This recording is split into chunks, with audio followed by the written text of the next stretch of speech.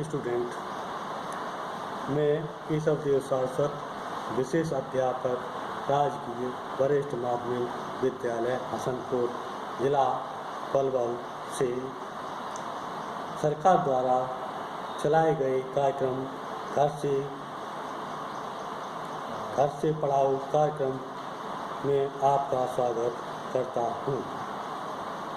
कक्षा में विभिन्न प्रकार के बच्चे होते हैं, जिसमें सामान्य बच्चों के साथ साथ दिव्यांग बच्चे भी मिलकर शिक्षा ग्रहण करते हैं। किसी बीमारी की वजह से यह सुविधा उपलब्ध नहीं हो पा रही है, इसलिए बच्चों को शिक्षा प्राप्त करने के लिए ऑनलाइन एजुकेशन का सहारा लेना पड़ रहा है, जिससे घर से पढ़ाओ कार्यक्रम के माध्यम से शिक्षा दी जा रही है। तो इस कार्यक्रम के तहत मैं दृष्टिबाधित बालकों को किस प्रकार शिक्षा प्रदान की जाए,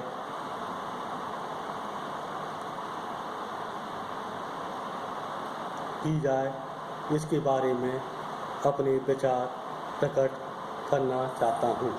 तो आज का मेरा टॉपिक है ब्रेल लिपि का संक्षिप्त परिचय। ब्रेल लिपि का आविष्कार श्रीमान लुई ब्रेल जी ने सन 1832 ईस्वी में किया था। लुई ब्रेल जन्म से ही दृष्टिबाधित नहीं थे।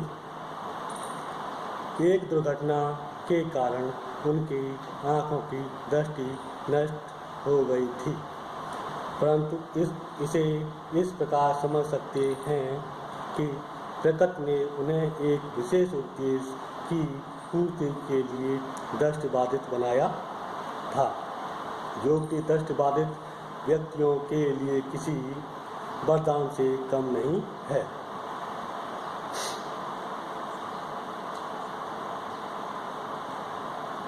लुई ब्रेल को पढ़ने के लिए पेरिस की एक अंध पाठशाला भेजा गया, जहाँ उभरे हुए सामान्य अक्षरों के माध्यम से पढ़ाया जाता था, जिससे वे संतुष्ट नहीं थे। उनके अनुसार शिक्षा का यह माध्यम अपने आप में सीमित था। इस माध्यम से पढ़ना तो संभव था, लेकिन अपने विचारों को अभिव्यक्त करना या उन्हें अपने द्वारा लिखना संभव नहीं था।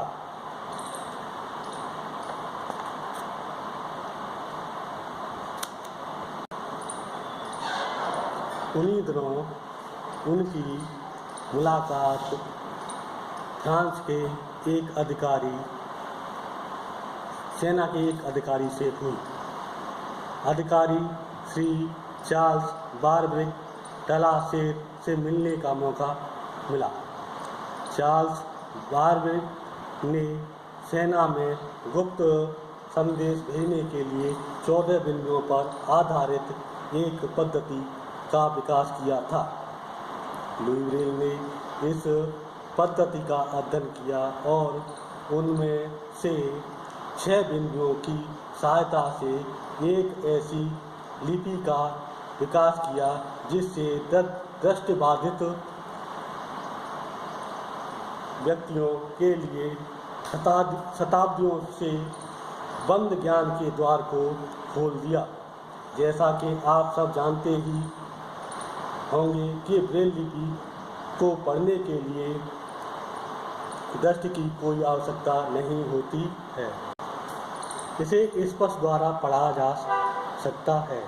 इस लिपि का स्वरूप 6 बिंदुओं पर आधारित है।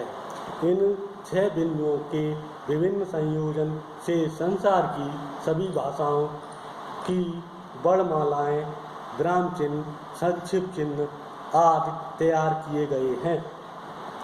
यूनेस्को की पहल पर 1951 के बेरूत सम्मेलन में भारतीय ब्रेल में स्वर, व्यंजन, उच्चारण साम्यता को कायम रखते हुए भारत की सभी लिपियों के ब्रेल लेखन में एक रूपता लाई गई, जो कि 6 बिंदुओं से तैयार होने वाली कुल 63 आकृतियों में विराम चिन्ह एवं व्याकरण चिन्हों सहित समाहित हो जाती है।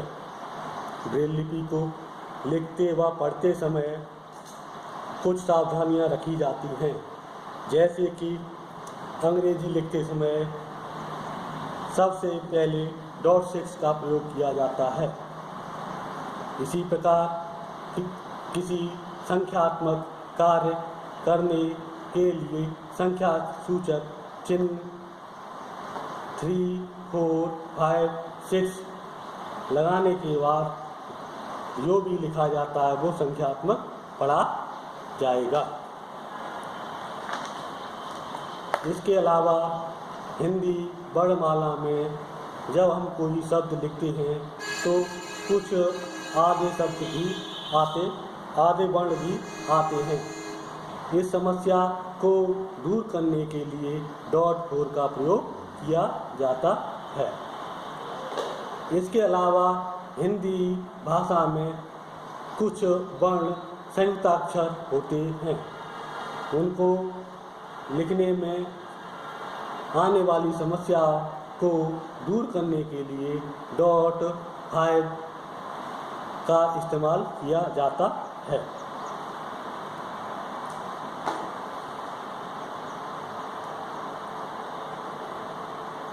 इसके अलावा ब्रेल लेखन के लिए जो कागज़ प्रयोग किया जाता है वह सामान्य कागज़ की अपेक्षा थोड़ा मोटा प्रयोग किया जाता है,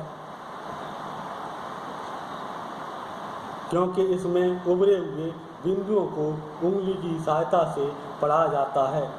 ब्रेल लेखन के लिए Braille slate, stylus, Braille paper की आवश्यकता होती है। ब्रेल स्लेट 2 प्रकार की होती हैं। एक जो ब्रेल स्लेट होती है वो एक भारतीय ब्रेल स्लेट होती है, उसमें 3 चीज़ें होती हैं। एक स्लेट के ऊपर लगाने के लिए गाइड और कागज़ और स्टाइलस, इस प्रकार का स्टाइलस होता है। मेरे पास में इस समय जर्मन स्लेट है, इसमें 6 बिंदु हैं, 1, 2, 3, 1 नंबर, 2 नंबर, 3 नंबर, 4, 5, 6।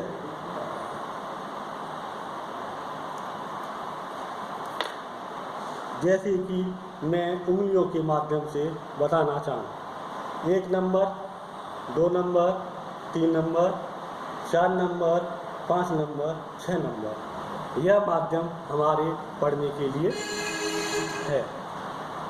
क्योंकि जब हम ब्रेल लिपि लिखते हैं तो बीच में स्लेट के बीच में एक कागज़ रखा जाता है और स्टाइलस की सहायता से दबाने से डॉट बनते हैं, डॉट दूसरी साइड उभरते हैं, तो उस कागज़ को बाहर निकालते हैं, तब उसे पढ़ते हैं। तो जो ब्रेल डॉट हैं वो 2 तरीके से मान सकते हैं। लिखने के लिए जब हम लिखते हैं तो जिस प्रकार उर्दू लिखी जाती है उसी प्रकार लिखते हैं, और पढ़ने के लिए जिस प्रकार हिंदी पढ़ी जाती है हम पढ़ते हैं। तो जब हम ब्रेल स्लेट में लिखेंगे तो हमारा ब्रेल डॉट का नंबर ये होगा 1 number, 2 number, 3 number, 4 number, 5 number, 6 number. तो पढ़ने के लिए हमारा ब्रेल डॉट का नंबर होगा 1, 2, 3, 4, 5, 6। इन बिंदुओं से एक आकृति बनती है। उन आकृतियां या डॉटों को ही उंगली के माध्यम से स्पर्श करके, इस तरीके से स्पर्श करके पढ़ा जाता है।